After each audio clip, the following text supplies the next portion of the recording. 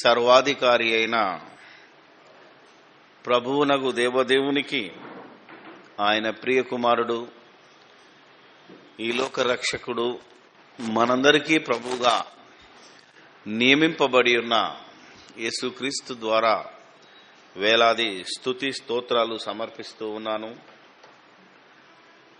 ఆ యేసుక్రీస్తు రక్తములో కడగబడి ఆయన రాజ్యానికి వారసులుగా, వారధులుగా, అనగా ఆయన గుణాతిశయములను ప్రచురం చేయు నిమిత్తము రాజులైన యాజక సమూహముగా, పరిశుద్ధ జనముగా ఉండడానికి పిలువబడ్డ మీ అందరికీ ఆ ప్రభువైన యేసుక్రీస్తు ప్రశస్తమైన నామములో నా వందనాలు, శుభములు తెలియచేస్తూ ఉన్నాను. దేవుని యొక్క ఉచితమైన కృపను బట్టి, అనాది సంకల్పాన్ని బట్టి ఈరోజు మనం ఇక్కడ కూడుకోవడం జరిగింది.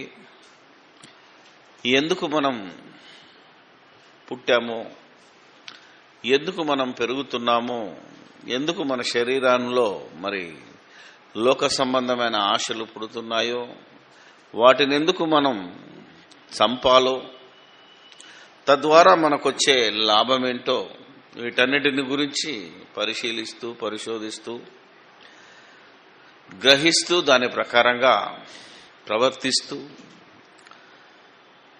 పరలోక ప్రయాణం చేస్తున్న మనం ప్రతి దినము, ప్రతి క్షణము దేవుని యొక్క ఆలోచన ప్రకారంగా బ్రతుకుదాం, అనేకులను బ్రతికిద్దామని ఆశ కలిగి ఉన్న వారందరికీ దేవుని యొక్క చిత్తాన్ని, దేవుని యొక్క సంకల్పాన్ని, దేవుడు మన కోసం నియమించిన సత్కార్యములను, అంటే వాక్య సంబంధమైన పనులను చేయడానికి ప్రతి వారం మనకు నేర్పిస్తూ ఉన్నాడు. గత వారం ఎవరు సువార్త చేయాలి, సంపూర్ణ సువార్త అంటే ఏంటి, ఉద్యోగం చేసుకుంటూనే, పని చేసుకుంటూనే, కష్టపడుతూనే, తమ సొంత చేతులతో కష్టపడి కష్టార్జితాన్ని తనతో పాటు ఉన్నవారి కోసం వెచ్చిస్తూ ఎలా పౌలు గారు బ్రతికారో, ఆ పౌలును మార్గదర్శకంగా తీసుకొని మనం ఎలా బ్రతకాలో మనం నేర్చుకున్నాం. ఈరోజు మరొక సంగతిని, దేవుని ముసుగులో దేవాంతకులు, అనగా దొంగ బోధకులు, తప్పుడు బోధకులు, లేకపోతే దొంగ అపోస్తలులు, రకరకాల పేర్లతో ఈ దేశంలో తిరుగుతున్న అనేకుల మనోనేత్రములను వెలిగించటానికి దేవుని వాక్యంలో నుంచి మరో గొప్ప సంగతిని మనం ఈరోజు నేర్చుకోబోతున్నాం. అదే సువార్తను ప్రకటించటానికి, దేవుని పని చేయటానికి. అది ఉద్యోగం లేకుండా ఒక చర్చికే అంకితమై కాపరిగా, బోధకుడిగా, లేకపోతే అభిషేక్తం పొందినవాడిగానని అతిశయపడుతూ, ఆయన సొంత చేతులతో కష్టపడి, ఎంతో ఉన్నవారి కోసం కూడా కష్టపడి బ్రతుకుతూ, సువార్తను ప్రకటిస్తూ, సంఘాన్ని కాయడానికి, సంఘాన్ని నడిపించటానికి, సంఘములో ఉన్న అనేకులను బ్రతికించటానికి నిలబడే నాయకులకు, సువార్థికులకు లేదా బోధకులకు, మన భాషలో పాస్టర్లు, లేకపోతే ఇంకేదైనా పిలిచినా, రెవరెండ్ అని పిలిచినా, వీళ్ళందరూ దేవుని పని కోసం నియమింపబడాలి అంటే, దేవుని రాజ్యంలో దేవుని సంగతులను బోధించాలి అంటే, వీళ్ళందరికీ దేవుని పిలుపు అవసరమా? ఎందుకు మరి ఈ అంశాన్ని మనం మాట్లాడుకుంటున్నాము అంటే, ఎంతో మంది ఈరోజు దేవుని వాక్యంలో ఉన్నది మరచి యేసుక్రీస్తు యొక్క బోధను, ముఖ్యంగా సిలువ వేయబడిన క్రీస్తు బోధను అనుసరింపక, అపోస్తుల యొక్క బోధలో, సహవాసములో దినదినము వర్ధిల్లక, ఆనాటి ఇశ్రాయేలీలు వారి ప్రవక్తల బోధ వలనే మేము మాత్రమే అభిషేకింపబడిన వారము, దేవుడు మమ్ములను సువార్త కోసము సేవకులుగా ఉండటానికి, పాస్టర్లుగా ఉండటానికి ప్రత్యేకంగా పిలిచాడు గనక మేము నియమింపబడిన వారమని చెప్పుకుంటూ ఈ యొక్క ఉద్యోగం చేస్తూ సువార్తను ప్రకటిస్తున్న వారికి ఆటంకములు కలిగించటం అనేది ఈరోజు పెద్ద పెద్ద సంఘాలుగా, పెద్ద పెద్ద పాస్టర్లుగా చెప్పబడుతున్న వారు చేస్తున్న పని. సువార్త చేస్తున్న వారికి, సంఘాలు నడుపుతూ పనిచేస్తూ సువార్త చేస్తున్న వారికి సంఘములో గౌరవం రాదని, గౌరవించబడరని ఒక మూఢనమ్మకంతో, మూర్ఖ ఆలోచనతో సేవ కోసం మరి వాక్యం చెప్పడానికి కోసం వెళ్ళినప్పుడు ముందు మీ సాక్ష్యం చెప్పండి అని, మీరు దేవుడి దర్శనం ఉందా, దేవుని పిలుపుందా, లేకపోతే మీకు వాక్యం చెప్పే వరం ఉందా, రకరకాల ప్రశ్నలతో అనేకులను వేధించటం మనం చూస్తున్నాం. వీళ్ళందరికీ ఈ అవగాహన, ఈ ఉద్దేశం ఎందుకు కలిగింది, ఎక్కడి నుంచి వచ్చింది? ఇప్పటికీ మనలో కొందరిని సువార్త చెప్పండి, వాక్యం చెప్పండి, వెళ్దాం రా అంటే, సార్ మేము కేవలము వినటానికే వస్తాం, మేము పనికిరాం, మీరున్నారుగా చెప్పొచ్చు అనే ఒక దశలోనికి మనోళ్ళు వెళ్ళిపోయారు. వాక్యం చెప్పడం అంటే మాటలు కాదండి. అక్కడ అంటాడు, అది పూర్వజన్మ సుకృతం అట, దానికి పెట్టి పుట్టాలట. అవునా కాదా? రకరకాల మాటలు మాట్లాడడం చూశాను నేను. అసలు జన్మలే లేవురా అని చెప్పినా అదొక పూర్వజన్మ సుకృతం అని, దానికి పెట్టి పుట్టాలనే భాష ఎందుకు వచ్చింది అంటే, పాత నిబంధనలోని ప్రవక్తలను మనం చూస్తే ఒక మోషే గాని, ఒక యెహోషువ గాని, న్యాయాధిపతులు సొలొమోను గాని, మిగతా ఎంతో మంది రాజులను, యాజకులను, దావీదును చూసినా, సొలొమోనును చూసినా, ఇలా ఆమోసును చూసినా, యెషయాను చూసినా, ఇర్మియాను చూసినా, హెజ్కేలును చూసినా, మలాకి వరకు అనేక మంది మరి దేవుడు వారిని రూపించుకున్నాడని, తల్లి గర్భంలో ఉన్నప్పుడే నన్ను సేవ కోసం ఉపయోగించుకున్నాడని ఒక ఇర్మియా రాయటం, చాలా మంది రాయటం మనం చూస్తాం. ఆఖరికి పౌలు కూడా చెప్తాడు. నూతన నిబంధనలో సిలువ వేయబడిన క్రీస్తును ప్రకటిస్తున్న పౌలు వరకు ఈ భాష ఉపయోగపడింది. ఎందుకంటే వాళ్ళంతా ఇశ్రాయేలీలు గనక వారు ఆ మాటను మాట్లాడడానికి అర్హులు అని మాట్లాడుతున్న సందర్భం ఏంటి, ఎప్పుడు మాట్లాడుతున్నారు, ఎవరు మాట్లాడుతున్నారు, ఎవరు ఎవరితో ఈ బోధ చేస్తున్నారనే జ్ఞానము లేక ఈ సంఘములో తరతరాల నుంచి ఆ బోధ ప్రకటింపబడుతుంది గనక అనేక మంది బోధకులు గాని, క్రైస్తవులు గాని దేవుడు నన్ను సేవకు పిలిస్తేనే వస్తానని కొందరు. ఆలోచించండి, అలా పిలిచాడని చెప్పి దేవుని పేరు మీద కోట్ల కోట్లు ఆస్తులు సంపాదించుకున్న వాళ్ళను చూస్తున్నాం. దేవుడు నాతో ప్రత్యేకంగా మాట్లాడాడు, పలానా చోటనే చర్చి కట్టమన్నాడు, పలానా వారికే వాక్యం చెప్పమన్నాడు, నేను వెనక లండన్ వెళ్ళాను, అమెరికాకి వెళ్ళాను, ఇంకో దేశానికి వెళ్తే కూడా పట్టుబట్టి నన్ను మళ్ళా భారతదేశం లేదా అదే హైదరాబాద్కు నడిపించాడు అని సాక్ష్యం ఇస్తే, అబ్బో ఇంత గొప్ప దైవజనుడు లేడని కోట్ల కొద్ది డబ్బులు కుమ్మరిస్తే స్థలాలు కొనుక్కొని అసలు దేవాలయమే లేని స్థలంలో ఒక టెంపుల్స్ కట్టి ప్రజల్ని మోసం చేస్తున్న ఈ తరుణాన అసలు దేవుడు సంకల్పంలో ఏమున్నది, దేవుడు ఏ కాలంలో ఎవరిని పిలుస్తాడు, ఎందుకు పిలుస్తాడు, ఎవరి చేత పని చేయిస్తాడు అనేది తెలియక, ఎందుకంటే ఒక ఆయన నేను ఇక్కడ పోతే మళ్ళా నన్ను ఇండియాకి పంపించాడు అని ఒక ఆయన సాక్ష్యం విన్నాను నేను ఈ మధ్యన. ఆయనకు బేసేంటి, వాక్యంలో ఉంది కదంటే ఏమనుంది, నిన్ను లండన్ వెళ్తే ఇండియాకి వెళ్ళమని లేదు, కానీ ఒక ఒక ఒక ప్రవక్త ఉన్నాడు, ఆయన పేరు ఎవరు, యోనా. నువ్వు ఇటు పోరా బాబు అంటే అటుపోతాడు ఓడెక్కి. అప్పుడు ఓడలో నుంచి తీసి సముద్రంలో పడేసి మళ్ళా సచ్చినట్టు నినివే పట్టణానికి పంపుతాడు దేవుడు. ఆయనను పంపినాడు, నన్ను పంపాడు అంటాడే తప్ప వీడికి రెఫరెన్స్ లేదు, సాక్ష్యం ఉండదు. అంతే కదా. వాళ్ళు చెప్పిన మాటలను ఆధారం చేసుకుని, వాళ్ళతో చెప్పిన మాటలను ఆధారం చేసుకుని వీడు మాట్లాడుతున్నాడే తప్ప ఆనాడు మాట్లాడిన దేవుడు నన్నెందుకు మాట్లాడని ఎంత భయంకరంగా మాట్లాడుతున్నారో మనం ఆలోచించాలి.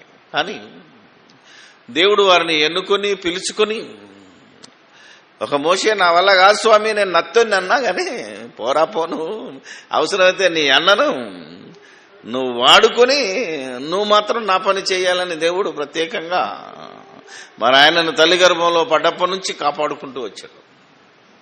అలా నన్ను కూడా కాపాడుతున్నాడనే సాక్ష్యం చెప్తున్నారు.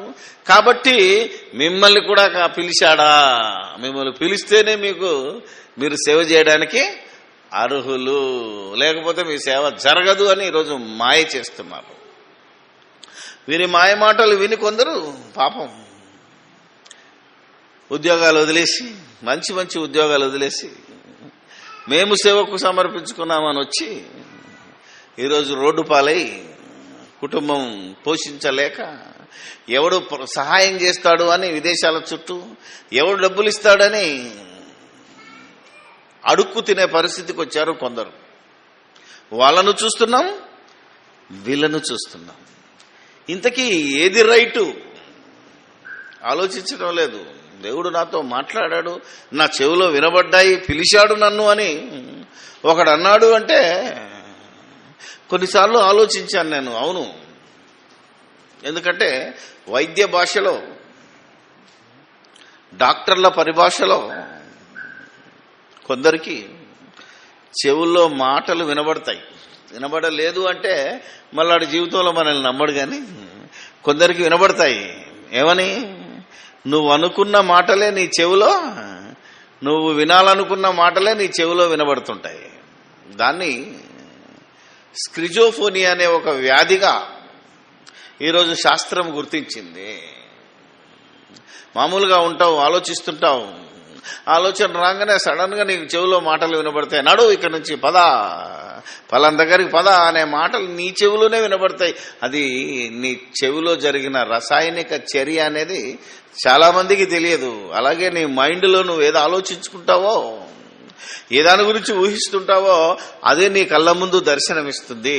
అది దర్శనం అనుకుంటున్నాడు తప్ప నీ ఊహ, నీ అనుభూతి, నీ ఆలోచనలో బట్టి అది వచ్చింది అని ఈరోజు మనిషి ఆలోచించలేదు. ఎందుకంటే ఆ రోజు వాళ్ళకు దర్శనం ఇచ్చాడు కనుక నాకు కూడా దర్శనం వచ్చింది అనుకుంటాడే తప్ప ఆ కాలానికి ఈ కాలానికి తేడా ఉందనే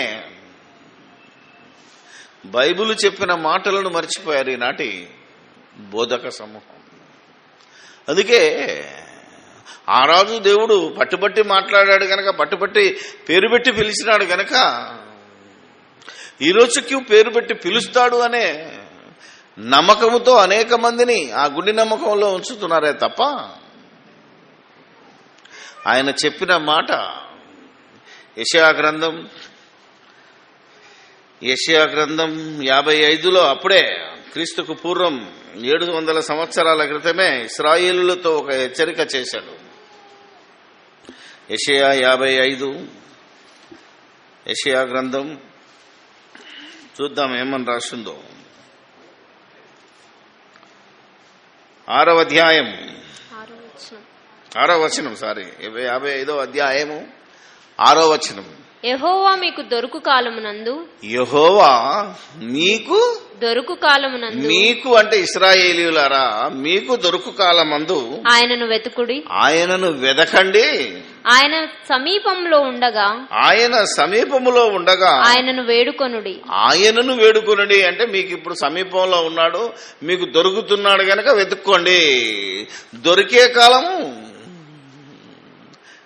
పోబోతుంది, అప్పుడు మీరు వెతికినా దొరకడు. అది దాని అర్థం. అంతే కదా.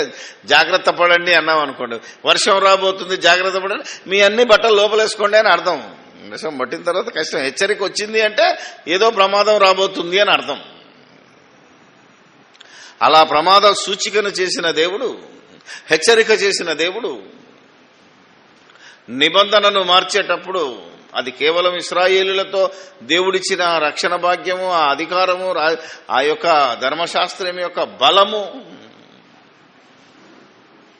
ఆ బలము వారికి బలుపుగా మారి బలిసి దేవునికి దూరమైన దినాన దేవుడు వారితో మాట్లాడడం మానేసి చివరిగా తన దయా సంకల్పం చొప్పున తన కుమారుని రప్పించాలని ఆలోచించిన దేవుడు తన కుమారుని రప్పించి, ఇక నా అన్నిటికీ నా కుమారుడే వారసుడు, నాకు మారుగా నా కుమారుని యొక్క మాటలు మీరు వినాలని దేవుడు సర్వాధికారం ఆయనకిచ్చి ఆయనను అభిషేకించినప్పుడు ఆయన మాట్లాడే మాటలు మీరు చూస్తే హెబ్రీయులకు రాసిన పత్రిక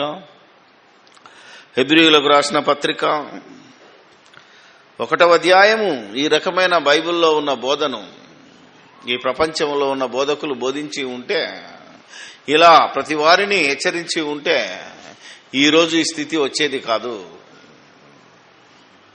ఈరోజు ఇంతగా క్రైస్తవ్యము నలిగిపోయేది కాదు. ప్రతి సంఘం ఒక దేవాలయముగా, ప్రతి మనిషి ఒక దేహమే ఒక దేవాలయముగా, ప్రతి వారి మోకాలు యేసుక్రీస్తు నామములో ఎప్పుడో వంగి తీరేది. బోధలో జరిగిన మార్పును, నిబంధనలో తెచ్చిన తేడాను ఈరోజు మనం గ్రహిస్తే దేవుని పని ఎంత సులువో, దేవుని పని చేయడం ఎంత సులువో, దేవుని పరిచర్య చేయడం ఎంత సులువో, ఈ పరిచర్య కార్యక్రమాన్ని దేవుడు అందరికీ ఎందుకు అప్పగించాడో ఈ విషయాన్ని గనక రుచి చూచి ఎరిగితే బాగుండేది. హెబ్రీ పత్రిక 1వ అధ్యాయము 1-2 వచనాలు. పూర్వకాలమందు నానా సమయములలో నానా విధములుగాను ప్రవక్తల ద్వారా మన పితరులతో మాట్లాడిన దేవుడు ఈ దినములంటే ఆ దినం ఆయన రాసే టైంకి, హెబ్రీ పత్రిక రాసే టైంకి, సువార్తను ప్రకటించేటప్పటికీ, సంఘాలను కట్టేటప్పటికీ, సంఘం ప్రారంభం అవుతున్న సమయానికి ఈ దినముల అంతమందు కుమారుని ద్వారా మనతో మాట్లాడెను. ఆయన కుమారుడైన యేసుక్రీస్తు ద్వారా మనతో మాట్లాడెను అంటే యెహోవా దొరకు కాలం అయిపోయింది, ఆ తర్వాత యేసుక్రీస్తు కాలం వచ్చింది. యేసుక్రీస్తు ద్వారా దేవుడు మానవాళికి చెప్పవలసిన ప్రతి మాటను చెప్పేశాడు. అంటే ఇక దేవుని సంకల్పంలో, దేవుని వాక్యంలో దేవుడు సరాసరి వచ్చి చెప్పే అవకాశము లేదు. అంటే దేవుడు నిన్ను స్వయంగా వచ్చి పిలిచే అవకాశం ఎంత మాత్రమో లేదు. ఈవెన్ యేసుక్రీస్తు వచ్చి కూడా పిలిచే అవకాశం లేదు, ఎందుకంటే ఆయన ఆల్రెడీ మనతో మాట్లాడెను. ఏదైతే సర్వమానవాళికి చెప్పాడో చెప్పేశాడు. ఇక అందుకే పౌలు దేవుని సంకల్పం అంతా నేనేమి దాచుకోకుండా మీకు చెప్పేశాను. ఇక మీరు వాక్యమే దిక్కు, మీకు వాక్యమే దిక్కు, మీకు ఇక మాటలు ఉండవు, పిలుపు ఉండవు, మీకేవి ఉండవు. అపోస్తల కార్యములు 20వ అధ్యాయము 31-32 వచనాలను చూస్తే, కావున ఇంతకుముందు చదివింది 27వ వచనం, దేవుని సంకల్పం అంతా మీకు తెలపకుండా నేనేమీ దాచుకొనలేదు. 28 చదువమ్మా. దేవుడు తన స్వర అంటే అక్కడ దేవుడు అనే పదానికి ప్రభువు అనగా యేసుక్రీస్తు తన స్వరక్తమిచ్చి సంపాదించిన తన సంఘమును కాయుటకు పరిశుద్ధాత్మ మిమ్మును దేనియందు అధ్యక్షులుగా ఉంచెనో ఆ యావత్తు మందను గూర్చి మీ మట్టుకు మిమ్మును గూర్చి జాగ్రత్తగా ఉండుడి. నేను వెళ్ళిపోయిన తరువాత క్రూరమైన తోడేళ్లు మీలో ప్రవేశించిన తోడేళ్ళు అంటే నిజంగా తోడేళ్ళా?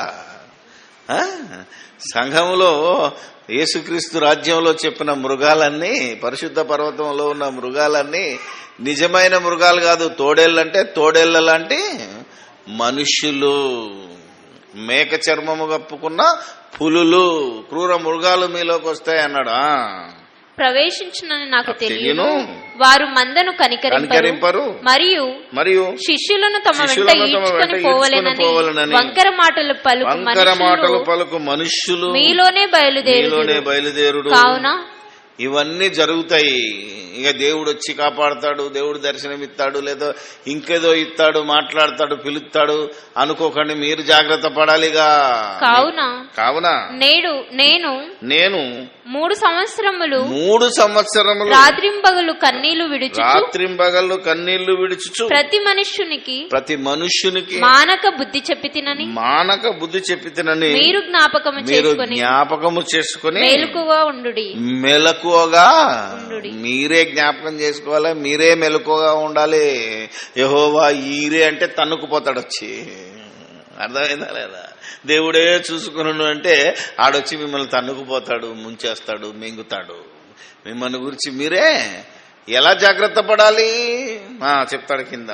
ఇప్పుడు దేవునికి ఆయన కృపావాక్యమునకు మిమ్మును అప్పగించుచున్నాను. ఇక వాక్యమే మీకు దిక్కు అంటే రాయబడిన మాటలే మీకు దిక్కు. ఇక పిలుస్తాడు రాబాబు అని. నేను ఎన్నుకున్నాను, మీ అమ్మ కడుపులో ఉండగానే నిన్ను రూపించబడ్డాను అని నీతో చెప్పిన మాటలు కాదు ఇవి. అప్పుడైతే కేవలం ఇశ్రాయేలులు మారు మనసు పొందాలని, ఇశ్రాయేలులను రక్షించి ప్రపంచానికి మాదిరికరంగా చూపించాలని, దేవుడు మనకు గుణపాఠం కలగాలి, బుద్ధి కలగాలని ఒక మందను ఏర్పాటు చేసుకుని వాటి ద్వారా ప్రయోగం చేసి మనకు చూపించాలని దేవుడు నిర్ణయం చేశాడు. కానీ ఇప్పుడైతే కొందరిని పిలువడు, ఇప్పుడైతే అందరినీ అన్నాడు. అందుకే అపొస్తలుల కార్యాలు 17లో చూస్తే 30లో ఇప్పుడైతే అంతటా అందరూ మారు మనసు పొందాలి. అందరూ, నువ్వు ఇశ్రాయేలీయుడువా, నువ్వు యూదుడవా, నువ్వు క్రైస్తవుడవా, నువ్వు హిందువా, ముస్లింవా, సిక్కువా, నువ్వు ఎవడైనా పర్వాలేదు, లోకంలో దేవుడు లేడన్నవాడివా, అంతటా అందరూ మారు మనసు పొందవలెనని మనుషులందరికీ ఆజ్ఞాపించుచున్నాడు. మనుషులందరికీ, కొందరికి కాదు. ఆలోచించాలి, మనం ఆలోచిస్తే అర్థమవుతుంది. కొందరికి కాదు, అందరికీ. ఒక ఊర్లో మీటింగ్ జరుగుతుంటే ఒక ఆయన లేచి ఈ బైబిల్ ఎవరిది అని అడిగాట. క్రైస్తవులు లేచి మాది అంటాడు. అవునా కదా? ఎందరిదంటే కొందరు లేచి ఏమన్నారు, ఇది క్రైస్తవులది అన్నాడట. వెంటనే ఏమన్నావు తెలుసా? షటప్ అన్నామంతే. బైబిల్ క్రైస్తవులదా? బైబిల్ ఎవరు? దేవుడు ఎవరికి? ఓన్లీ క్రైస్తవులకే దేవుడా? దేవుడు అందరికీ దేవుడు కనుక బైబిల్ అందరిది, కొందరిది కాదు. ఈరోజు ఎందుకు వచ్చింది బోధ లేక?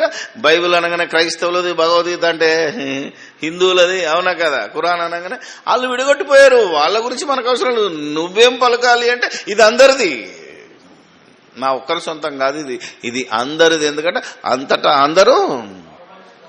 అందరినీ పిలుస్తున్నాడు దేవుడు. అందరు కావాలి ఇప్పుడు. అప్పుడు కొందరిని పిలిచాడు, కొందరితోనే మాట్లాడాడు, కొందరికి ఆజ్ఞాపించాడు, కొందరినే రక్షించాడు.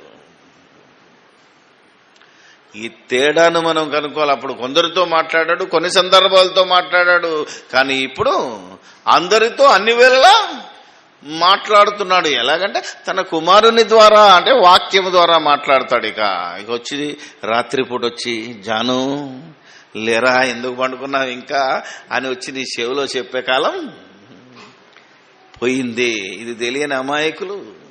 నేను రాత్రి పడుకున్నా, ఇల్లంతా నిండిపోయింది, పట్టుకున్నా, లే ఇడు అంటే నేను పోరాడిన అంటాడు ఒకడు వచ్చి. ఎవడా నీకు చెప్పింది?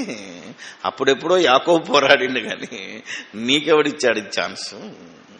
ఈ మాత్రం తెలియని అమాయకత్వంతో కొట్టుమిట్టాడుతున్నారు. గనకనే దేవుని సంకల్పము తెలియక, దేవుని ఆలోచన విధానము తెలియక, దేవుని యొక్క నిబంధన తెలియక. అందుకే హెబ్రీ పత్రికను చూస్తే నేను చెప్పాను, సేవకుల గురించి మాట్లాడినప్పుడు కూడా, యాజకుడు మారినప్పుడు యాజక ధర్మం మారుతుంది, యాజకత్వం మారినప్పుడు లేవీయుల్లో నుంచి లేవీలకు ఉన్న యాజకత్వం యూదులకు వచ్చింది గనక యూదుల్లో నుంచి యేసుక్రీస్తు ప్రధాన యాజకుడు అయ్యాడు గనక ఆయనను సేవించువారు అందరూ రాజులైన యాజక సమూహాలనే మాటను దేవుడు రాయించినది జ్ఞాపకం చేసుకుంటే, ఇప్పుడు నిబంధనను కూడా మార్చానన్నాడు. మీరు ఇశ్రాయేలును చూయిస్తున్నారు, ప్రవక్తలను చూయిస్తున్నారు, వాళ్ళతో మాట్లాడిన దేవుడు, వాళ్ళను పిలిచిన దేవుడు నన్నెందుకు పిలోడు అని ఈరోజు మూర్ఖంగా వాదిస్తున్నారే తప్ప రెఫరెన్స్ లేకుండా, సాక్ష్యం లేకుండా మాట్లాడుతున్నారు గనక ఇప్పుడు రెఫరెన్స్ ప్రకారంగా మీరు మాట్లాడితే హెబ్రీలకు రాసిన పత్రిక 8వ అధ్యాయము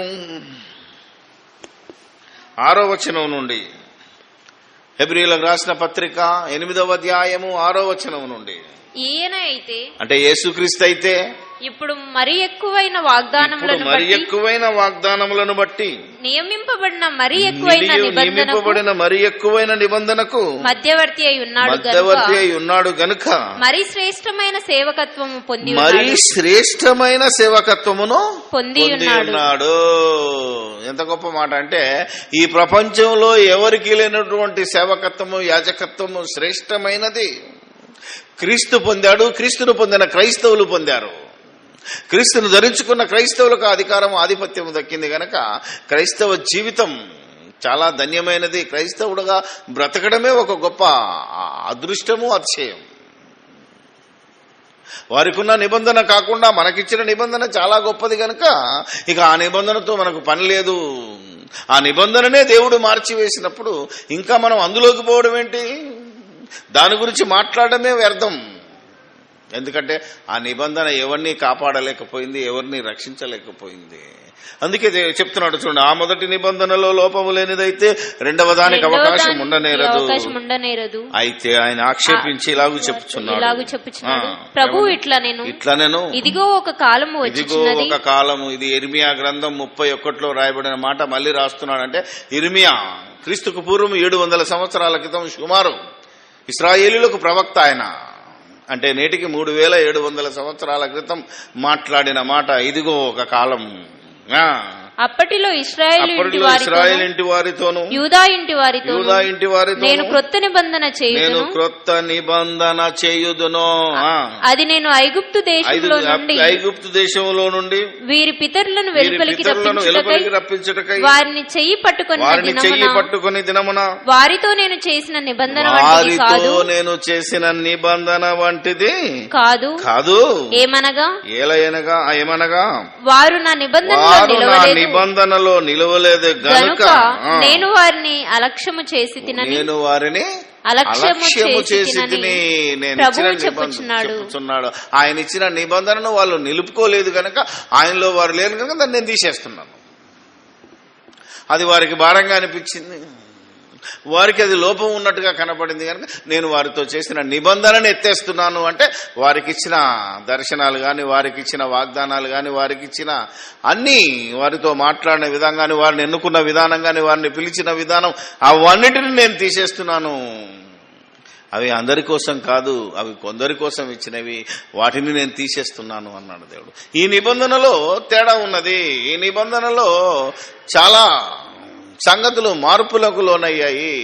పాత నిబంధన కంటే క్రొత్త నిబంధన మరి శ్రేష్టమైనది గనక, ఆ శ్రేష్టమైన దాంట్లోనికి వచ్చినోడు మరి శ్రేష్ఠుడు గనక అతని శ్రేష్టతనాన్ని నిలుపుకోవాలి అంటే ఏం చెయ్యాలో చెప్తున్న నిబంధన ఇది. మనం ఇంకా ఒక్కరినే పిలిచాడు కాబట్టి ఆ ఒక్కరికి విలువ ఇవ్వాలనుకున్నాము.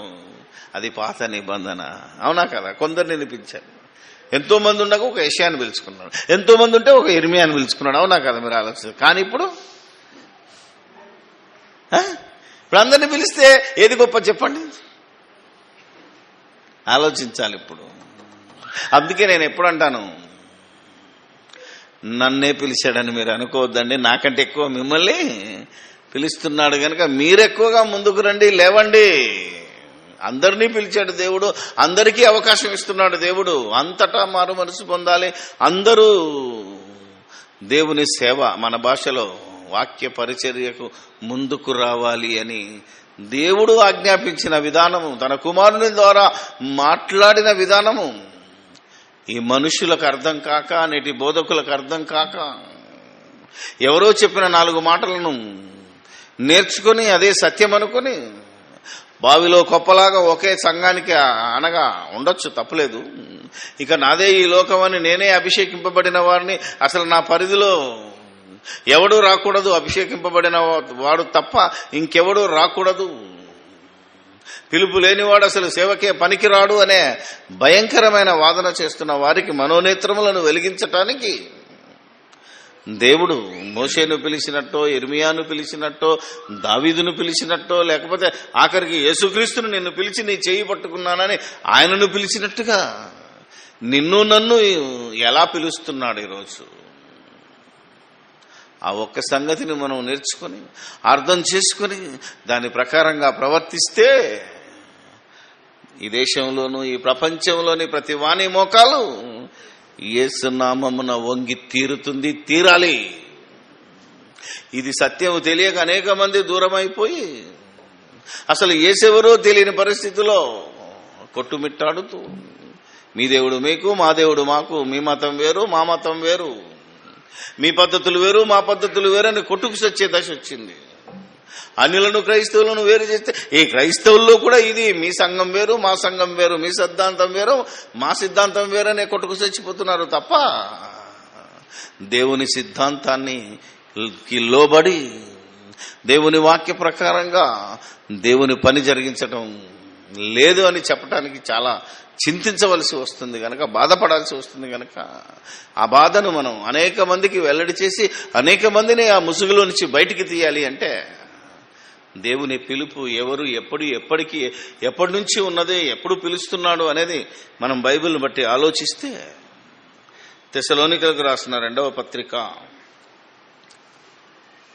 సిలువ వేయబడిన క్రీస్తును ప్రకటించిన పౌలు తెస్సలోనికలకు రాసిన 2వ పత్రిక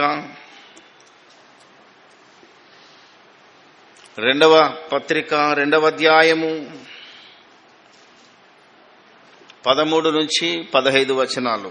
ప్రభువు వలన ప్రేమింపబడిన సహోదరులారా, ప్రభువు వలన ప్రేమింపబడిన సహోదరులారా. చూడండి, ఎవరిల్లు మనమంతా ఎవరము? ప్రభు మనల్ని ప్రేమించాడా, మనం ప్రభువును ప్రేమించామా? మనం ప్రభువును ప్రేమించకపోయినా ఆయనే మనలను ప్రేమించి తన ప్రాణాన్ని పెట్టాడు. ప్రేమంటే, మరలా చెప్తున్నాను, ప్రేమంటే ఒక వ్యక్తిని కాపాడడం ప్రేమించటం, ఒక వ్యక్తిని నిత్యత్వంలోనికి నడిపించటం ప్రేమించటం, ఒక వ్యక్తిని పరలోకానికి తీసుకెళ్లడం ప్రేమించటం. అలా యేసుక్రీస్తు మన అందరినీ ప్రేమించాడు కనుక మన అందరి కోసం ప్రాణం పెట్టాడు. ఈరోజు కూడా చాలా మంది మనం పరలోకం పోవాలంటే మన ప్రాణాన్ని పెట్టాలి. అదే మొదటి పునరుత్థానం, బాప్తిసం. ఈరోజు బాప్తిసం తీసుకున్న వాళ్ళతో అదే చెప్పాను. మన ప్రాణం, మన రక్తం, మన శరీరాన్ని మనం చంపాలి. దీన్ని నూతన జీవంలోనికి మార్చాలి, కొత్త జన్మ ఎత్తించాలి. రోజు మన ప్రాణాన్ని చంపాలి, రోజు మన శరీరాశను చంపాలా, మన కోరికలను చంపాలి. అదే ప్రేమ, అదే అవతల వారిని కాపాడటం. అందుకే ప్రభువు వలన ప్రేమింపబడిన సహోదరులారా. ఎట్లా మాట్లాడతాడు చూడండి, ఎంత బాగుంటుందంటే మీరు పత్రికలన్నిటిని, అందుకే చాలా మంది పత్రికలు చదవరు అనేదే బాధ నాది. దివారాత్రం నేను దీని మీదనే ఎందుకున్నాను అంటే ఈ పత్రికల్లో చెప్పబడిన బోధే మనల్ని కాపాడుతుంది. పౌలు చేసిన బోధ సువార్త, నా సువార్త వలన మీరే, నా సువార్త వలననే ఈ లోకం కాపాడబడుతుంది అని ఖచ్చితంగా చెప్పాడు. అపోస్తులు ప్రవక్తలు చెప్పింది కాదు, ఆఖరికి క్రీస్తు బోధించిన సువార్త కూడా కాదు, పేతురు అపోస్తులు బోధించిన సువార్త కన్నా పౌలు సువార్త. ఒకసారి రోమీలకు రాసిన పత్రిక చూద్దాం. రోమీలకు రాసిన పత్రిక మరలా ఎందుకు చూపిస్తున్నానంటే జ్ఞాపకం తెచ్చుకొని ఇవి బేస్ చేసుకొని మీరు పాత నిబంధన చదవాలి. ఇందులో ఉన్న మాటలను సాక్షార్థంగా మీరు వెతుక్కోవాలంటే పాత నిబంధన తీసేయమంటలేను. మనకు బుద్ధి కలగటానికి, వీటి వెనకాల ఉన్న సంగతి మర్మము అర్థం కావడానికి మనం ఖచ్చితంగా పాత నిబంధనను చదవాలి. రోమీలకు రాసిన పత్రిక 2వ అధ్యాయము. ఒకరు అన్నారు, ఆ ప్రశ్నకు సమాధానం ఇక్కడ రాసింది ఏమనంటే, మనం అంటే బైబిల్ ఉంది, బైబిల్ చదువుకుంటున్నాం, బైబిల్ చెప్తున్నాం కనుక బైబిల్ ప్రకారం. బైబిల్ లేనోళ్ళు అడవిలో ఉండరు అనుకో, ఆదిలాబాద్లో, అవునా కదా? వాళ్ళకి ఇంకా బైబిలే తెలియదు, దేవుడి వాక్యమే తెలియదు, అందులో తెలిసినా ఇంత లోతుగా తెలియదు. మరి వాళ్ళ పరిస్థితి ఏంటి అన్నాడు. అప్పుడు దేవుడు ఆల్రెడీ దానికి రాసిచ్చాడు, రా నాయన, నువ్వు బైబుల్ లేదని సువార్త చెప్పలేదని నువ్వేం బాధపడకు. ఎందుకంటే వారి హృదయమే ధర్మశాస్త్రంగా దేవుడు పెట్టి, వారి ఆలోచన విధానమే వారిలో మైండ్ ప్రకారంగా న్యాయ సంబంధమైన కోరికలు న్యాయ సంబంధంగా పనిచేసినా వాళ్ళు రక్షింపబడతారు అనే మాట చెబుతూ 14, 15, 16 చదివితే, ధర్మశాస్త్రం లేని అన్యజనులు అన్యజనులు స్వాభావికముగా ధర్మశాస్త్ర సంబంధమైన క్రియలు చేసిన ఎడల వారు ధర్మశాస్త్రం లేని వారైనను తమకు తామే ధర్మశాస్త్రమైనట్టున్నారు. అట్టివారి మనస్సాక్షి కూడా సాక్ష్యమిచ్చుచుండగను వారి తలంపులు ఒకదాని మీద ఒకటి తప్పు మోపుచు లేక తప్పు లేదని చెప్పుచుండగను ధర్మశాస్త్ర సారము తమ హృదయముల యందు వ్రాయబడినట్టు చూపుచున్నారు. చూసారా, వాళ్ళ హృదయం ఎప్పుడు గద్దిస్తూ ఉంటుంది, వాళ్ళ మనస్సాక్షి ఎప్పుడు గద్దిస్తూ ఉంటుంది. ఇదిగో నువ్వు తప్పు చేస్తున్నావు, దీన్ని సరి చేసుకో, ఇది ఈ రకంగా ఉండాలి, ఇది ఈ రకంగా ఉండాలి, ఎవడో చెప్పాలి. మన అంతరాత్మ మనల్ని హెచ్చరిస్తూ ఉంటుంది. మనలో ఉన్న ఆ బలమైన దేవుని శక్తే మనల్ని నెట్టుతూ ఉంటుంది. ఆ దాని ప్రకారంగా నడిచినా నువ్వు రక్షింపబడతావు అన్నాడు. అదే అనేకులను ఈరోజు క్రీస్తు వద్దకు నడిపిస్తుంది. అదే అనేకులను యేసుక్రీస్తు వద్దకు నడిపించి యేసుక్రీస్తు నామములో బాప్తిసం పొందింపజేసి యేసు రాజ్యాన్ని విస్తరింపజేయడానికి కష్టంగా మనల్ని ఒప్పిస్తున్న ఆత్మ మనలోనే ఉంది గనక ఆ ఆత్మ ప్రకారంగా నువ్వు నడిచినా నువ్వు రక్షింపబడతావు. నీ దగ్గర బైబిల్ లేకపోవచ్చు, బైబిల్ నీకు అందకపోవచ్చు. అదే చెప్పాడు. ఈ రకమైన దేవుడు నా సువార్త ప్రకారముగా యేసుక్రీస్తు ద్వారా మనుష్యుల రహస్యములను విమర్శించు దినమందు ఇలాగు జరుగును. అందుకే సిలువ వేయబడిన క్రీస్తును ప్రకటించండి, సిలువ వేయబడిన క్రీస్తు బోధ చేయండి అని ఈ బోధకులందరికీ నేను బ్రతిమాలుతున్నాను. ఈ బోధలో తేడా అర్థం కాక మన బోధే తప్పుడు బోధనే వేసేసి మనం బోధ చేయకూడదు. ఉద్యోగం చేసేటోడు ఏంటండి, ఆడు పిలుపులేడోడండి, ఏదో బైబిల్ పట్టుకుని డబ్బులు ఉన్నాయని చేతి తిరిగి సువార్త చేస్తే ఫలిస్తుందా అండి అనే నానా రకమైన తప్పుడు మాటలు మాట్లాడే వారికి దేవుడు చెప్తున్న మాటను మనం గమనిద్దాం. తెసలోనికకు రామ్మా, మళ్ళా తెసలోనిక 2:13 నుంచి చదువుతున్నాం. ప్రభు వలన ప్రేమింపబడిన సహోదరులారా, ఆత్మ మిమ్మల్ని పరిశుద్ధపరచుట వలనను మీరు సత్యమును నమ్ముట వలనను రక్షణ పొందుటకు దేవుడు ఆది నుండి మిమ్మల్ని ఏర్పరచుకొనెను గనుక. మనం పుట్టక ముందే దేవుడు మనల్ని ఏర్పాటు చేసుకున్నాడు అందరినీ. ఆ రోజు కొందరికి చెప్పిన మాట ఈరోజు అందరికీ చెప్పాడు. చూసారా, ఎందుకు? దేవుని చిత్తం మనకు తెలుసు. అంతటా అందరూ మారు మనసు పొందాలని, అందరూ పరిశుద్ధులుగా నిర్దోషులుగా నా ఎదుట నిలబడాలని జగత్తు పునాది వేయబడక మునిపే దేవుడు సంకల్పించుకున్నాడు గనక అదే మాటను చెప్తున్నాడు. ఆది నుండి మిమ్మును ఏర్పరచుకొనెను గనక మిమ్మును బట్టి ఎల్లప్పుడూ దేవునికి కృతజ్ఞతాస్తుతులు చెల్లింపబద్ధులమై ఉన్నాము. ఇది చాలాసార్లు చెప్పాను, మరలా చెప్తున్నాను. పౌలు ఏమంటున్నాడు? దేవుడు ఆది నుండి మిమ్మును ఏర్పరచుకున్నాడు గనుక మిమ్మును బట్టి మేము దేవునికి, అంటే కృతజ్ఞత కూటం ఎప్పుడు పెట్టాలి, ఎవరు పెట్టాలి చెప్పండి ఇప్పుడు? చూసావా? అంటే నా మాట విని నీ బోధ విని ఎవరైనా రక్షణలోకి వచ్చారనుకో, అప్పుడు నువ్వు పెట్టాలి, వాళ్ళు కాదు. ఈరోజు ఎవరు పెడుతున్నారు? వాళ్ళు పెడుతున్నారు కృతజ్ఞత కూటం, మనమే లేదో తినొచ్చేస్తున్నాం. ఒరిజినల్ గా ఒక వ్యక్తి నీ ద్వారా రక్షణలోనికి వచ్చినప్పుడు నువ్వు కృతజ్ఞత కూటం పెట్టి దేవునికి కృతజ్ఞతలు చెల్లించాలి. ఎక్కడుంది ఈరోజు క్రైస్తవ్యం? ఆలోచించండి. మేలు జరిగితే కూటం, అవునా కదా? కొడుకు పుడితే కూటం, ట్రాన్స్ఫర్ అయితే కూటం, ఇల్లు అమ్మితే కూటం, ఇల్లు కొంటే కూటం, అవునా కదా? ఈ రకంగా ఉన్నారే తప్ప రక్షణ పొందితే, రక్షింపబడితే, రక్షణ కార్యక్రమాన్ని చేసినప్పుడు మనము ఈరోజు దేవునికి కృతజ్ఞతలు చెల్లించాలి. నేను చాలా మందికి మరి అన్న బాగుంది అని చెప్పి బాప్తిసం తీసుకున్న రోజున దేవానికి స్తోత్రం, చాలా వరకు ఆయనకు కృతజ్ఞతాస్తుతి చెల్లించి, అది కూడా మళ్ళీ పని చేస్తూ చెల్లించాలి. మన భాషలో కనీసం పార్టీ అన్న ఇవ్వాలి, అవునా కదా? మన భాషలో ఏమనుకుంటాం? ప్రేమ విందన్న జరుపుకోవాలనుకుంటాం కదా, అది ఈరోజు నేను ఇవ్వాలి లెక్క ప్రకారం. ఎందుకంటే ఈరోజు చాలా మంది బాప్తిసం తీసుకున్నారు. ఈ లెవెల్కు మనం ఎప్పుడు ఎదగాలి, ఇంత ఎత్తుకు మనం ఎప్పుడు ఆలోచించాలి, అప్పుడే మనకు పరలోకం. ఎంత బాగుందో చూడండి. కిందికి చావాలి. బద్దులమై ఉన్నాము, మీరు ఈలాగు రక్షింపబడి మన ప్రభు అయిన యేసుక్రీస్తు యొక్క మహిమను పొందవలనని ఆయన మా సువార్త వలన, ఇక్కడ కొట్టాడండి, ఆయన మా సువార్త వలన మిమ్మును పిలిచెను. పిలుస్తున్నాడా? పిలిచెను. ఎవరైతే ఈ సువార్త వింటారో, ఈ మాటలు వింటారో, ఈ ప్రకటన వింటారో, అప్పుడే దేవుడు మిమ్మల్ని పిలిచెను. అంటే పిలుపు ఎప్పుడుంది? ఇప్పుడు చెప్పండి జనాలకి, ఎప్పుడొచ్చింది పిలుపు? సువార్త చేయండి అనే పిలుపు, ప్రతి క్రైస్తవుడు సువార్త చేయాలనే పిలుపు ఎప్పుడు వచ్చింది తెలుసా మీకు?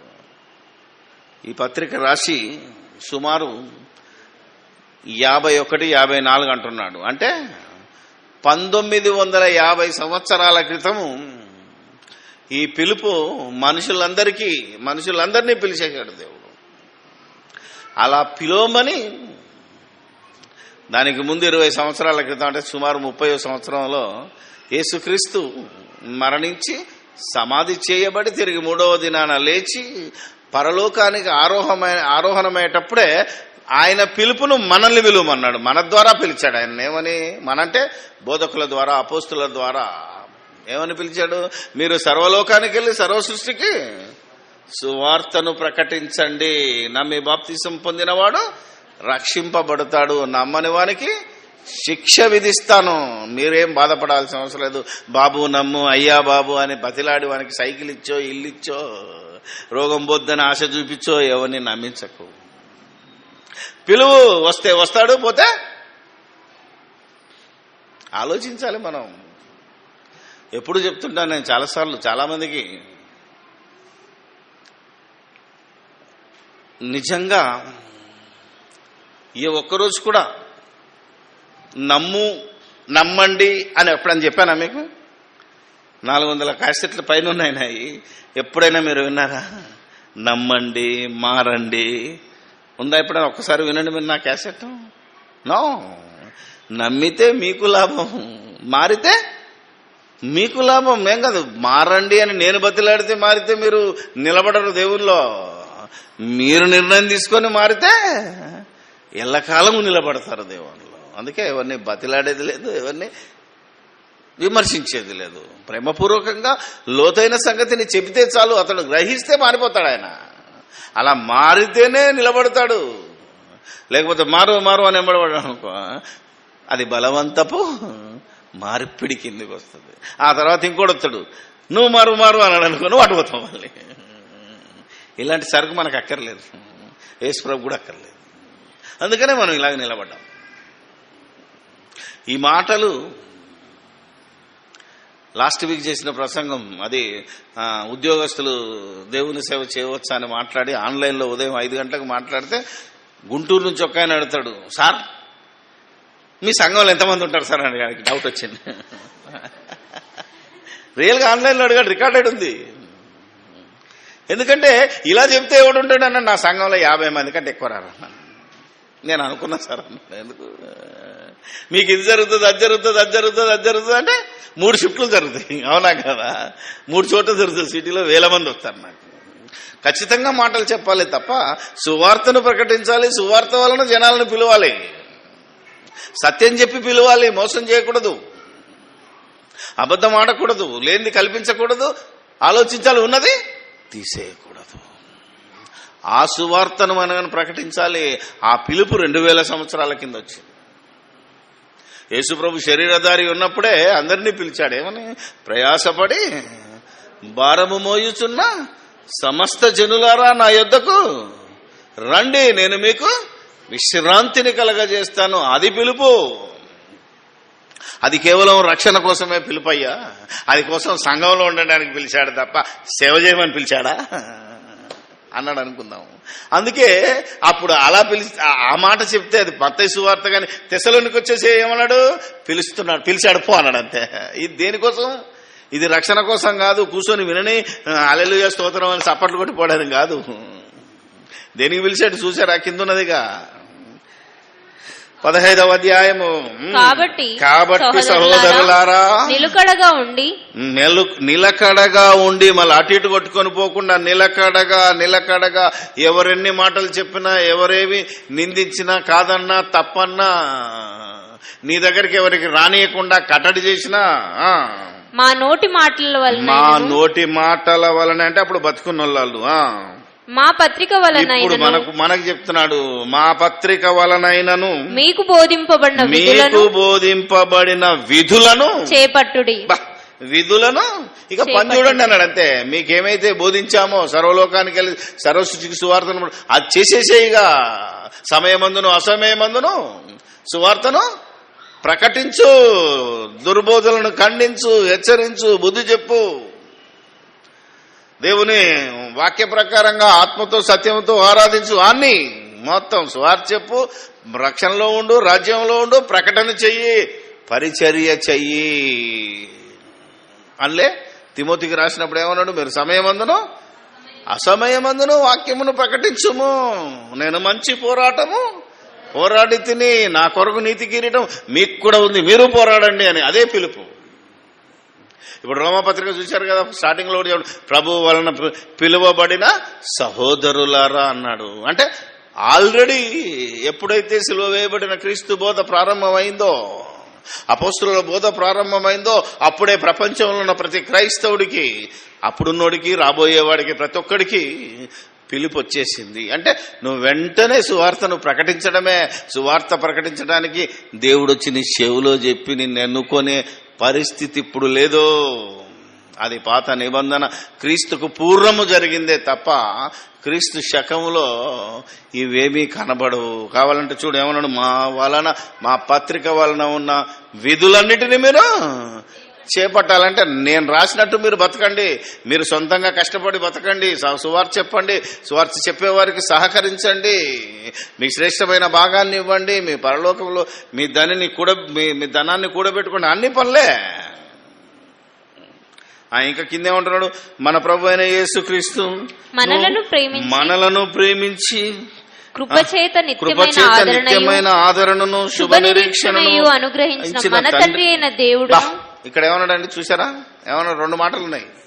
దేవుడు ఎవరిని ప్రేమించాడట? ఎవరెవరిని ప్రేమించాడు? యేసుక్రీస్తును ప్రేమించాడు, మనల్ని కూడా ప్రేమించాడంటే యేసుక్రీస్తు వేరు, దేవుడు వేరు కదా. ఆలోచించాలి. ఇప్పుడు ఏసే దేవుడు, ఏసే యెహోవా అనకండి, ఏసే తండ్రి అయిన దేవుడు అనద్దు. ఇంత చక్కగా మాట్లాడుతున్నాడు. ప్రతి ఒక్కడికి అయినా బుద్ధి రాదు. ఏమంటున్నాడు చూసిన మరోసారి చదవ. మన ప్రభు అయిన యేసుక్రీస్తును మనలను ప్రేమించి, చూసారా? మనలను ప్రేమించి. అందుకే యేసయ్య ఏమన్నాడో తెలుసా? నా తండ్రి మీ తండ్రి, నా దేవుడు మీ దేవుడు. ఎంత చక్కగా మాట్లాడతాడు యోహాను సువార్తలో. అయినా నువ్వే దేవుడు పో, మాకు తండ్రి ఎవడో తెలియదు అంటున్నారు ఈరోజు అనేక మంది బోధకులు, అనేక మంది మూఢ విశ్వాసులు మూర్ఖంగా మాట్లాడే పరిస్థితి ఉన్నది. వాళ్ళు అది చెప్పినారు కాబట్టే నువ్వు వెళ్ళి సువార్త. ఇలాంటి వాళ్ళే దేవుని పిలుపు ఉందని అడుగుతున్నాడు. మళ్ళీ ఎవరు? ఏసే యెహోవా అనేవాళ్ళు, ఏసే తండ్రి అయిన దేవుడు అనేవాళ్ళు. ఆ తండ్రి అయిన దేవుడే భూమి మీదకి వచ్చాడనే మూర్ఖులు నీకు పిలుపు ఉందని అడుగుతుంటే అసలు బైబిల్లో ఉన్న మూలము తెలియని వాడేసే ప్రశ్న ఇది. వాళ్ళకు భయపడి అనేకులు పిలుపు కోసం ఎదురు చూసి చెవిలో మాట వినబడలేదనుకోండి, ఏమండి స్కిజోఫ్రెనియా రాలేదానికి వ్యాధి, ఏం చేస్తాడు? లాస్ట్కి ఒకటి పిలుపు వస్తుంది. ఏమని? నరులారా తిరిగి, ఆ పిలుపుతో పోతాడు. ఇంకా అది పిలుపు వస్తుంది ఎప్పుడైనా. అదే నీ టైం. చూసారా ఎంత బాగుంటుంది? ఎంతటి భయంకరమైన స్థితి ఈరోజు సంఘంలో, సంస్థలలో, ఈ లోకంలో వ్యాపించి ఉందో ఒక్కసారి మనం ఆలోచించగలిగితే మనం జాగ్రత్త పడాలి. అందుకే మనల్ని జాగ్రత్త పడండి అంటున్నాడు. మీ పిలుపును గురించి జాగ్రత్త పడండి అని ఎక్కడుంటది? తిమోతి, అదే తెస్సలోనిక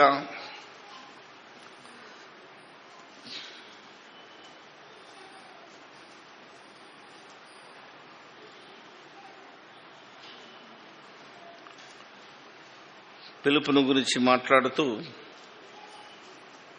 తిమోతి అనుకుంటాను కదా, 2 తిమోతి, జాగ్రత్త కూడా ఉంటుంది.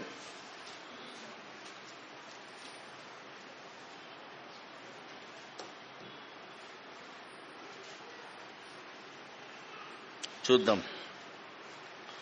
రోమీయులకు రాసిన పత్రిక, పీటరు, 1 తెస్సలోనిక 2. ఇప్పుడు మనం చదువుతున్నది అదే కదా, 2 తెస్సలోనిక 2వ పత్రికనే చదువుతున్నాం. కానీ మిమ్మల్ని గురించిన పిలుపును గురించి జాగ్రత్త పడుడు అని ఉంటుంది. తిమోతి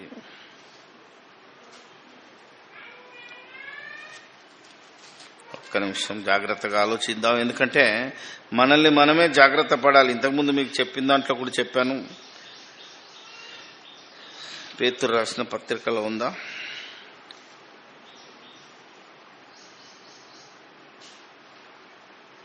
ఒకటి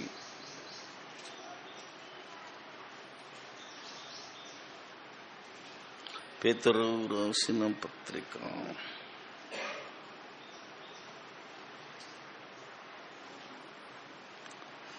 ఓకే, మనం మాట్లాడుతున్నప్పుడు మళ్ళీ జ్ఞాపకం వస్తుంది. ఈ రోజు వరకు కూడా ఈ మాటలు, ఈ పత్రికలో ఉన్న సంగతులను గ్రహించలేక దేవుని పిలుపు కోసం కనిపెడుతున్న వారికి దేవుడు ఎప్పుడిచ్చిన పిలుపునో మనం ఇప్పుడు ఆలోచిస్తూ, శుభ నిరీక్షణయు అనుగ్రహించిన మన తండ్రి అయిన దేవుడును మీ హృదయములను ఆదరించి ప్రతి సత్కార్యమందును ప్రతి సద్వాక్యమందును మిమ్మల్ని స్థిరపరచుగా కానీ క్లోజ్ చేశాడు కదా. ఇక్కడ నుంచి మనం ఆలోచిస్తే ఎన్ని చోట్ల మనల్ని దేవుడు పిలిచినాడో, ఈ ప్రపంచాన్ని పిలిచినాడో చెప్పగలిగితే మనకున్న ఆల్రెడీ పేతురు రాసిన పత్రిక, 1 పత్రిక 2:9 మన మాట మనందరికీ తెలిసేమని, మిమ్మల్ని పిలిచిన వాని గుణాతిశయములను ప్రచురము చేయుటకు మీరు ఏర్పరచబడిన వంశమును రాజులైన యాజక సమూహమును పరిశుద్ధ జనమును దేవుని సొత్తైన ప్రజలునై ఉన్నారు అని దేవుడు చెప్పిన మాటను మనం జ్ఞాపకం చేసుకుంటే, ఈ ప్రపంచంలోని మనుషులందరికీ, అంటే క్రైస్తవులకు, క్రీస్తు యేసును ధరించుకొని యేసుక్రీస్తును ప్రకటించాలని ఆశపడుతున్న వారికి సుమారు 2000 సంవత్సరాల క్రితమే దేవుడు పిలిచి ఆ పిలుపును ప్రకటించమని, మన ద్వారా, అంటే ఏదైతే ఉందో, ఎవరైతే వాక్యం చెప్తున్నారో ఆ వాక్యం ద్వారా దేవుడు నీతో మాట్లాడతాడు. ఆ వాక్యం ద్వారానే దేవుడు నిన్ను పిలిచాడు. కాబట్టి వాక్యము చదువుకున్న ప్రతి క్రైస్తవుడు, ఈ ప్రసంగాన్ని విన్న ప్రతి క్రైస్తవుడు వెంటనే సువార్తను ప్రకటించాలి. అందుకే దేవుడు జాగ్రత్తగా ఏదైతే ప్రభు బల్ల కార్యక్రమాన్ని పెట్టాడో, ప్రభు అంటాడు, నేను అప్పగించిన మీరు కూడా ఈ కార్యక్రమాన్ని చేయమంటే, సిలువ వేయబడిన క్రీస్తును ప్రకటించిన పౌలు కూడా ఏమంటాడంటే, నేను దీనిని ప్రభు వలన పొంది తిని అని చెప్పుకుంటూ వచ్చి, ప్రభుత్వాన్ని అప్పగింపబడిన రాత్రి ఒక రొట్టెని ఎత్తుకొని దాన్ని విరిచి మీకోసం నా శరీరం నిబంధన అన్నాడు, రక్తాన్ని, మరి ద్రాక్షారసాన్ని రక్తంగా తాగుమని చెప్పి అప్పుడు ఒక మాట వేశాడు, ప్రభు వచ్చు వరకు ఆయన మరణమును ప్రచురించుదురు. కొరింథీయులకు రాసిన 1 పత్రిక 11వ అధ్యాయము 26వ వచనం చదువుతుంది సహోదరి. మీరు ఈ రొట్టెను తిని, ప్రభు వచ్చు వరకు ఈ రొట్టెను తిని ఈ పాత్రలోనే త్రాగునప్పుడెల్లా ప్రభు వచ్చే వరకు ఆయన మరణమును ప్రచురించండి. అంటే ఎవరైతే సంఘములోనికి వచ్చి బాప్తిసం తీసుకుని పరిశుద్ధాత్మను పొంది ప్రభు యొక్క రొట్టెలోను, ప్రభు యొక్క బల్లలో, అంటే ఆయన శరీరానికి సాదృశ్యమైన రొట్టె, ఆయన రక్తానికి సాదృశ్యమైన ద్రాక్షారసంలో పాలు పొందుతారో వాళ్ళు ఏం చేయమన్నాడు? మరణాన్ని ప్రచురించడం, అంటే సువార్తను ప్రకటించండి. అంటే సువార్త ప్రకటించడానికి దేవుని పిలుపు ఈ కాలంలో వచ్చిందా, రాలేదా, ఇంకా వస్తుందా? ఇప్పుడు మీరు ఆలోచన ఎప్పుడో చెప్తున్నాడు అంటే ప్రభు బలలో పాలు పొందిన ప్రతివాడు, చర్చిలోకి వచ్చిన ప్రతివారు, బాప్తిసం తీసుకున్న ప్రతివారు సచ్చినట్టు రొట్టెలో పాలు పొందాలి, ప్రభు బలలో పాలు పొందాలి. పాలు పొందిన ప్రతివారు సచ్చినట్టు వాక్యాన్ని ప్రకటించాలి. ఆయన మరణ సమాధి పునరుత్థానాలను ప్రకటించాలి. సువార్త చెప్పాలి. అయిపోయింది. సువార్త చెప్పడానికి ఇంకా నీకు పిలుపుందా? అందుకే పోయిన వారం మాట్లాడింది, నేను అభిషేకింపబడిన వాడిని, నేను బతకడానికి ఈ యొక్క కాపర్లు పెట్టిన సిద్ధాంతం ఇది.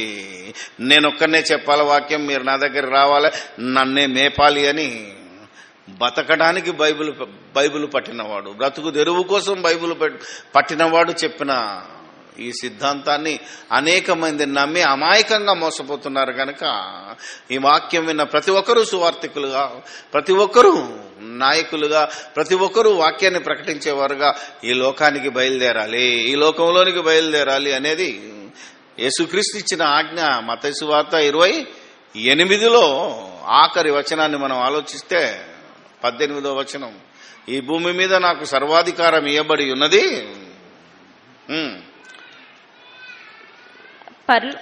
పరలోకమందును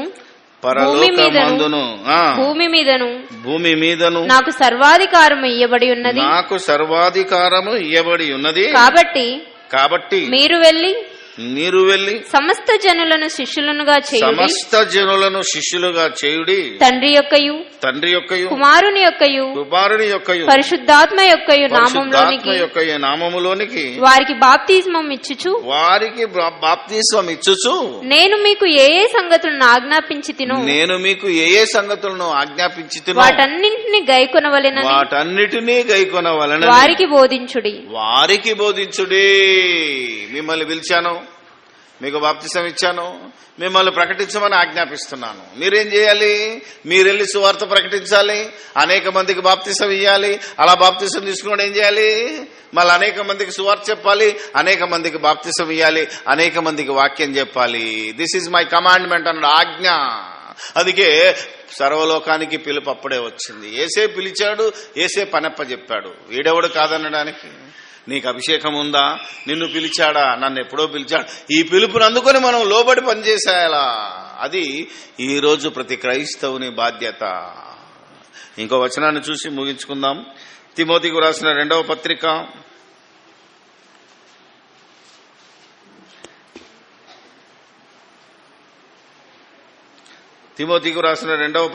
1వ అధ్యాయము 9-10 వచనాలను. మన క్రియలను బట్టి కాక తన స్వకీయ సంకల్పమును బట్టి అనాది కాలముననే క్రీస్తు యేసునందు మనకు అనుగ్రహింపబడినదియు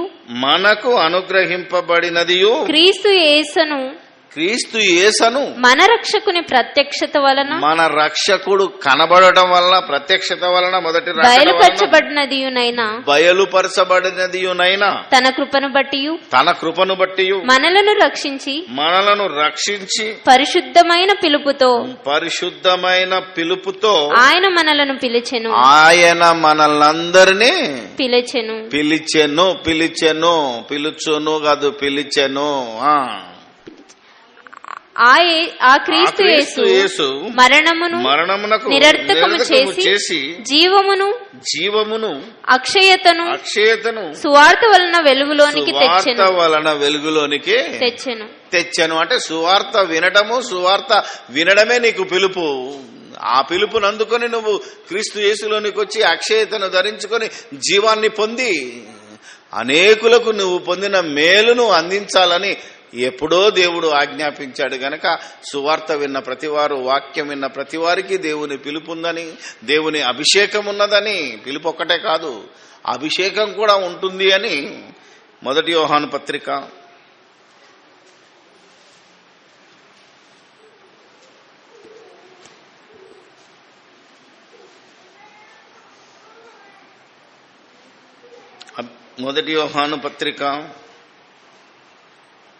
2వ అధ్యాయము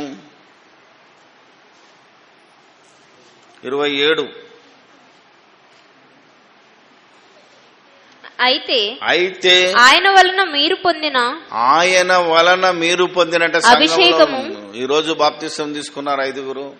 ఆయనను అభిషేకించింది నేను కాదు, ఆయన వలన అభిషేకం అంటే ఆత్మ మిమ్ములను, ఇదిగో నా తండ్రి మరి నాకు వాగ్దానం చేసింది మీ మీదికి పంపుతున్నానని, పేతురు ప్రారంభ సంఘాన్ని కట్టి మీకును మీ పిల్లలకును దూరస్తులందరికీ ఈ పరిశుద్ధాత్మ అనే వరం అనుగ్రహింపబడుతుంది అని ఏ పేతురైతే సంఘానికి చెప్పాడో, ఆ ఏ పేతురు ద్వారా దేవుడు వాగ్దానము చేశాడో ఆ వాగ్దానము బాప్తిసం తీసుకున్న ప్రతి వారికి అందుతుంది గనక, అలా బాప్తిసం తీసుకొని పొందిన ప్రతి వారు ఆత్మచేత ఆ రోజే అభిషేకింపబడిన వారు గనక ఆయన ఇచ్చిన అభిషేకము, ఆయన వలన మీరు పొందిన అభిషేకము మీలో నిలుచున్నది గనక ఎవడును మీకు బోధింపక్కరలేదు.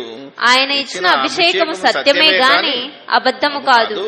అది అన్నింటినీ గూర్చి మీకు బోధించుచున్న ప్రకారముగాను ఆయన మీకు బోధించిన ప్రకారముగాను ఆయనలో మీరు నిలుచుచున్నారు. కాబట్టి చిన్నపిల్లలారా, ఆయన ప్రత్యక్షమగునప్పుడు ఆయన రాకడ యందు మనము ఆయన ఎదుట సిగ్గుపడక ధైర్యము కలిగి ఉండునట్లు మీరు ఆయన యందు నిలిచి ఉండుడి.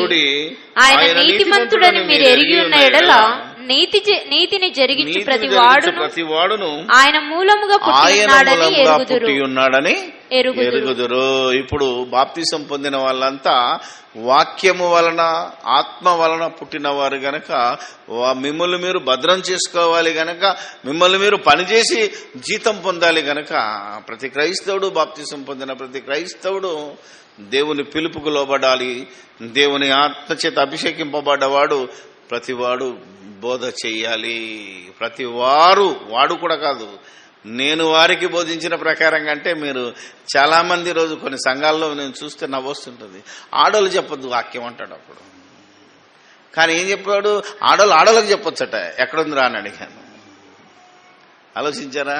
బైబిల్లో ఉండదు, కానీ స్త్రీలకి చెప్పాలి, పురుషులకు స్త్రీలు చెప్పొద్దు అంటారు. మరి ఇక్కడే ఉన్నది, మీరెవరైతే బాప్తిసం తీసుకుంటారో తండ్రి కుమార పరిశుద్ధాత్మ నామములోనికి ఎవరు బాప్తిసం తీసుకుంటారో వాళ్ళు శిష్యులైపోతారు కనుక వాళ్ళు ఇతరులకు బోధ చేయటమే కాదు, మీరు ఆడోళ్ళు బాప్తిసం కూడా ఇవ్వచ్చు. ఎలా? ఒక ఊర్లో సువార్త చెప్పారు, వెంటనే వాళ్ళు ఏమడుగుతారు, అమ్మా నేను రక్షణ పొందుటకు నేనేమి చేయాలని, వెంటనే మీరు బాప్తిసం ఇచ్చేయాలి, లేకపోతే మా అన్నను పిలుచుకొస్తా అని మీరు అని మా ఈడికి వచ్చారనుకో, ఈ లోపల ఆడిపోతే ఎవడు బాధ్యుడు? ఈ లోపల నువ్వే పోతే ఆలోచించాలి. ఆ లోపల నేనే పోతే.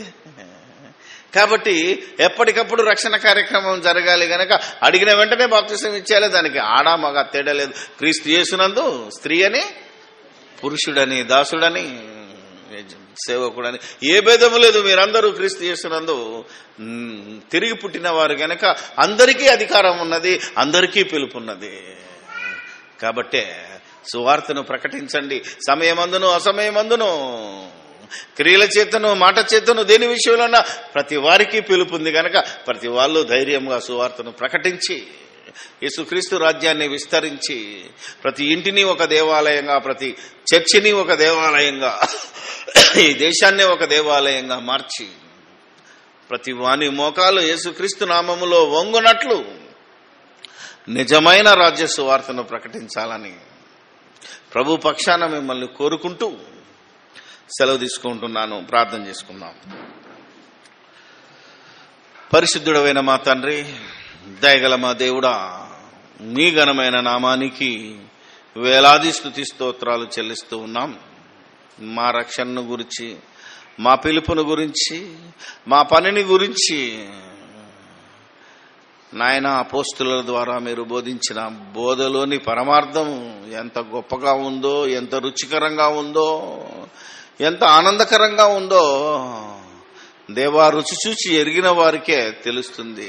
సంగతులను పైపైన చూసేవారికి, నాయన స్వార్థంతో వచ్చేవారికి ఇది అర్థం కాదని, హృదయపూర్వకంగా మీరు ఉత్తముడని రుచి చూడాలని, మీ కుమారుడు రక్షకుడని, ప్రతివాని మోకాలు వంగాలి అని మేము చేస్తున్న ఈ బోధ దేవా ప్రపంచమంతటికి మరి నాయన వెళ్ళగలుగున్నట్లు ఎవరైతే మూఢనమ్మకాల్లో మూర్ఖాచారాల్లో దేవా నా తండ్రి ధర్మశాస్త్ర ప్రకారంగా ఇశ్రాయేలులు ప్రవక్తల బోధలో ఉన్నారో వారందరి మనోనేత్రములను వెలిగించి ప్రతివారు సిలువ వేయబడిన క్రీస్తు బోధలోనికి రాగలుగున్నట్లు ఈ వాక్యాన్ని ఫలింపచేయమని, వింటున్న నీ పిల్లలు కేవలం విని మోసపోయేవాళ్ళుగా కాకుండా వినదాని ప్రకారంగా ప్రవర్తించి తమ ఆత్మలతో పాటు అనేక మంది ఆత్మలను రక్షణలోనికి నడిపించగలిగే భాగ్యమే మా అందరికీ అనుగ్రహించుమని, మేము మళ్ళీ కలుసుకునేంత పర్యంతరము మమ్మల్ని అందరినీ మీ చేతికి అప్పగించుకుంటూ మా ప్రభువైన యేసుక్రీస్తు పేరట ఈ ప్రార్థన మీకు సమర్పిస్తున్నాము